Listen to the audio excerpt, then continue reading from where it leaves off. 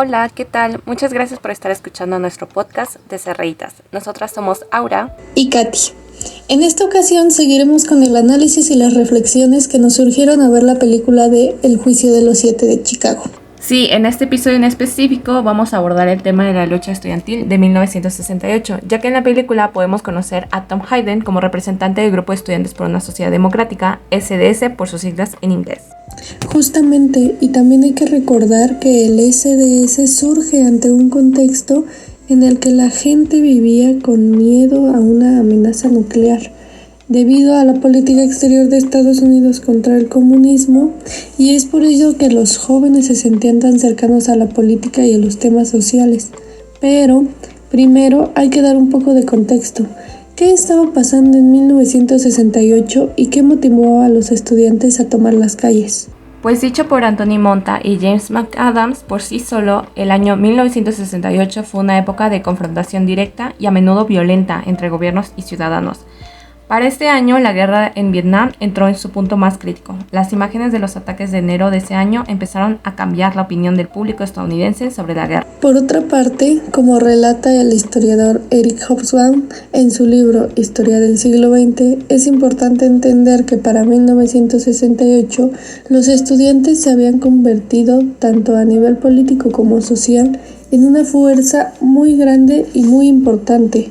Hubo movilizaciones desde los Estados Unidos y México en Occidente y a Polonia, Checoslovaquia y Yugoslavia en el bloque socialista, estimulados en gran medida por el Mayo francés, al que se le consideró el epicentro de un levantamiento estudiantil de ámbito continental. Sí, aquí el punto fue que el resentimiento contra una clase de autoridades específica como las universitarias se hizo fácilmente extensivo a todas las autoridades, y eso hizo que en Occidente los estudiantes se inclinaran hacia la izquierda. Así es, y regresando un poquito y hablando un poco más sobre el Mayo francés, este se da porque un grupo de estudiantes no estaba de acuerdo con el autoritarismo académico de la época. Se formaron para protestar, entre ellos se juntaron, y sus consignas incluían partes como una postura en contra de la guerra de Vietnam y las formas de poder del imperialismo, además de que cuestionaban el orden del mundo y tenían un posicionamiento más hacia la izquierda. Sí, además que en Estados Unidos se puede decir que las protestas estuvieron motivadas por la ira de la guerra de Vietnam y los cambios en el reclutamiento militar que estaban haciendo que más jóvenes fueran llamados a servir en el ejército estadounidense. Pero ahora sí, hablemos de Tom Hayden, un estudiante de la Universidad de Michigan que habló en contra de la guerra de Vietnam y ayudó a escribir un manifiesto conocido como la Declaración de Port Huron para el grupo de los SDS. Sí, es un documento sumamente interesante y además he visto que define a los jóvenes como agentes del cambio social y que al crecer su generación, él no podía ignorar tan deliberadamente los problemas que veían en su cotidianidad, pero también era mucha presión sobre ellos por encontrar soluciones, lo que creo que como estudiantes de una universidad, a ambas nos atraviesan estas palabras y es porque desde que empezamos a estudiar temas sociales y empezamos a cuestionar todos estos discursos que hemos escuchado en los medios, y en realidad no solo en los medios, también en todo nuestro ambiente como nuestra familia, pues empezamos a tener una conciencia social, y es que nos damos cuenta que las violencias también se presentan en el mismo sistema que vivimos y en todos los días. Creo que en parte esa es la razón por la que así se llama este podcast, porque a veces llegamos a un punto al estudiar en una facultad de ciencias políticas y sociales en las que pues te sientes desagradado, con mucha intolerancia, repugnas el sistema básicamente, los planes de estudio te parecen viejos, con muchas carencias, entonces te empiezas a dar cuenta de las formas hegemónicas de la opresión que viven las clases sociales que no pertenecen a las privilegiadas, como sería lo masculino, lo heterosexual, lo blanco. Entonces a veces ni uno mismo se siente identificado con lo que se dice en las clases, por lo que se dice por algunos profesores. Entonces es realmente difícil encontrar a profes que tengan esta visión consciente y que nos impulsen a nosotros mismos como estudiantes a ser un agente de cambio. También por eso se volvió tan importante que en este podcast estuvieran profes con los que hemos tomado clase durante la carrera y que conectáramos mucho con su pensamiento o con la visión que tienen y su crítica social. Así que aprovechamos para agradecerle a todos esos y esas profesoras y profesores que nos impulsan a nosotros y nosotras como estudiantes a seguir cuestionando y además a tener una posición política pues frente a lo que pasa en el mundo.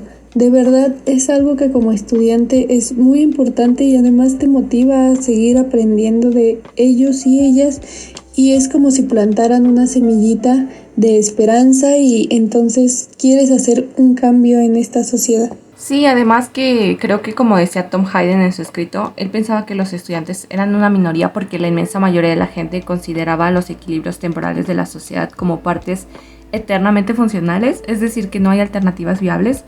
Esta reflexión me sigue pareciendo pues muy vigente después de poco más de 60 años de que se hayan escrito estas palabras, porque incluso cuando se nos ve como jóvenes que provocan desorden y que causamos incomodidad, pues creo que justamente es ahí como podemos empezar a hacer un cambio en las estructuras de la sociedad misma. Justo, amiga, creo que es la manera en cómo podemos marcar una diferencia, sin miedo a incomodar a los demás con crítica social, por ejemplo con nuestra familia o amigos, a platicarlo con ellos y ellas y a debatirlo.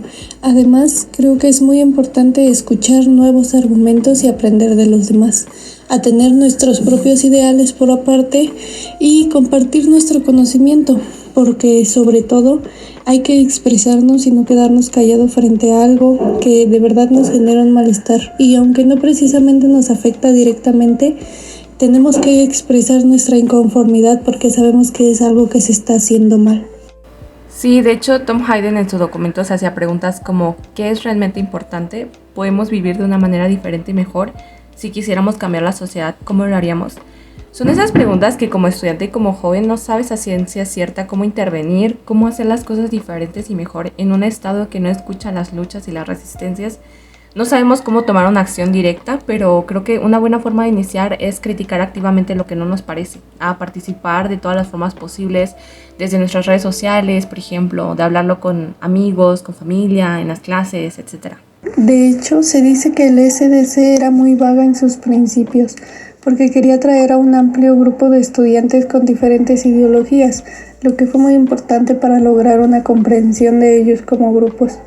Entonces, en este sentido, pues yo creo que podemos nosotros en la actualidad como estudiantes, podemos también formar una colectividad desde diferentes resistencias y sobre todo yo creo que saber que si queremos un verdadero cambio, pues no lo vamos a poder hacer solos. Basta con recordar lo sucedido en el 68 con la matanza de Tlatelolco para seguir con su lucha, y aunque lamentablemente a ellos los mataron, nosotros seguimos vivos y recordamos. Así que deberíamos mantener sus nombres, no olvidarlos y no olvidar su valentía ni sus razones por las que decidieron movilizarse.